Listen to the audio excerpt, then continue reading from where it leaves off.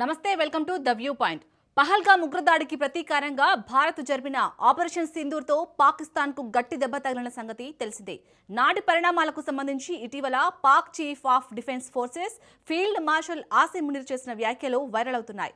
ఆ సమయంలో దైవిక సాయమే తమ దేశాన్ని కాపాడిందంటూ మునీర్ వ్యాఖ్యానించారు.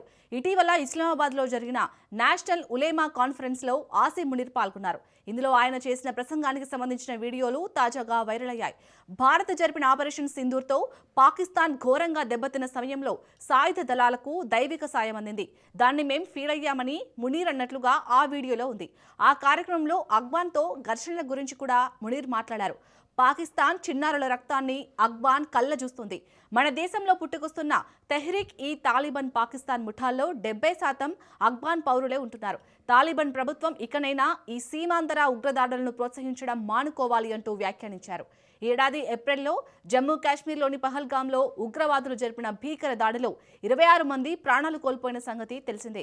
దీనికి ప్రతీకారంగా మే 7న పాకిస్తాన్ పాక్ ఆక్రమిత కాశ్మీర్లోని ఉగ్ర స్థావరాలపై ఆపరేషన్ సింధూర్తో భీకర దాడులు చేసింది. 4 రోజుల పాటు జరిగిన ఈ యుద్ధంలో ఉగ్ర శిబిరాలతో పాటు పాక్ సైనిక స్థావరాలను కూడా భారత్ ధ్వంసం చేసింది. దీంతో తీవ్రంగా దెబ్బతిన్న దాయాది దేశం కాళ్లబేరానికి రావడంతో భారత్ వైమానిక దాడులను నిలిపివేసింది.